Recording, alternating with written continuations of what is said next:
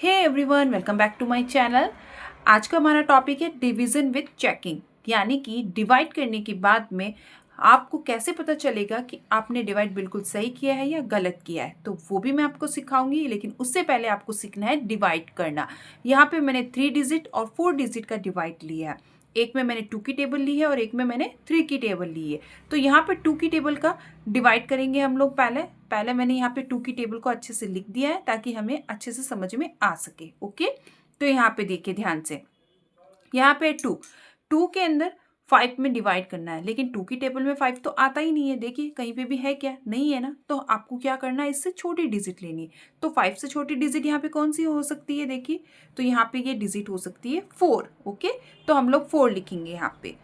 4 लिखने के बाद हमें काउंट करना है ये 4 कितने टाइम पे आया है। 1 और 2 टाइम पे आपका ये आया है 4, तो यहाँ लिखेंगे अब 2। ओके, यहाँ पे सिंपली अब आपको करना है माइनस, यानी 5 में से 4 गया, पीछे कितना बच गया आपका? 1। एंड देन उसके बाद नेक्स्ट डिजिट को इसके पास उतार देना है आपको, तो ये बन जाएगा अभी 12।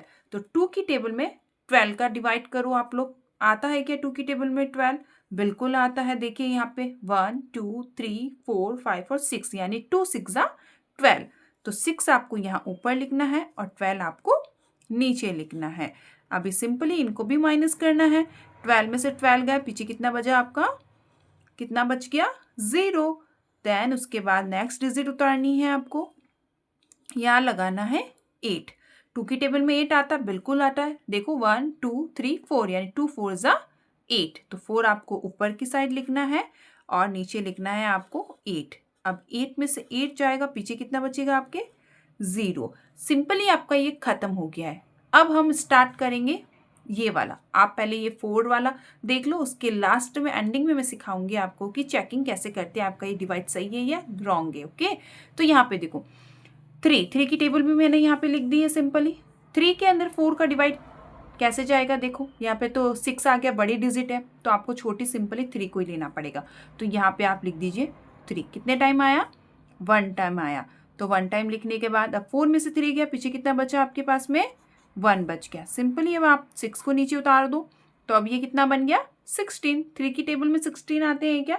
नहीं आता है। तो आप इससे छोटा डिजिट ले लो। 3 1 3, 3 2 6, 3 3 9, 3 4 12, 3 5 15। ये छोटा है, तो आप यहाँ पे लिख दो। 5 टाइम आया तो 15 लिख दिया आपने। अब सिंपल इन दोनों को कर लो आप माइनस। 16 में से 15 गया, पीछे कितना बच गया आपका? 1। फिर नेक्स्ट डिजिट उतारो, अब बन गया हमारा 17। तो अब 17, 3 की टेबल में तो 17 भी नहीं आता है, तो इससे छोटी डिजिट फिर से हम 15 ले सकते हैं। यहाँ पे कितने टाइम आया? 3 5 15। तो आप यहाँ पे 15 उतारो। अब 17 में से 15 गया, कितना बचेगा? 15, 16 और 17, यानी 2 बच गया। नेक्स्ट डिजिट उतारो, नेक्स्ट है अपना 28। अब देखो 3 की टेबल में 28 आता है क्या? कहीं पे नहीं आता है, तो इससे छोटा हम ले सकते हैं। 3 9 27 ले सकते हैं। तो आप यहाँ लिखो 27। कितने टाइम आया? 9 टाइम आया, तो 9 आपको यहाँ लिख देना है। 20 इसमें 27 गया, पीछे कितना बचा? 1। अब आगे कोई भी डिजिट नहीं है, यानी कि आपका ये डिवाइड कंप्लीट हो गया है। आपको यहाँ तक समझ में आ गया? अब देखिए, अब हम देखेंगे कि ये हमारा जो सही है या रॉन्ग है। तो आपको क्या करना है, सिंपली जो आपका ये आंसर्स आया इसको क्या करना है, इस टेबल से मल्टीप्लाई कर देना है। जैसे कि मैं यहाँ लिखूंगी 2 6 4 और यहाँ पे लिखूंगी नीचे 2। अब इन दोनों को क्या करेंगे, मल्टीप्लाई कर लेंगे। जैसे 2 4 8, 6 2 कितना होता है? 12। 2 लिख दिया मैंने, यहाँ 1 लगा दिया। 2 2 4, 4 में 1 डाला तो 5 बन गया। ये देखिए मेरे आंसर्स आ गए।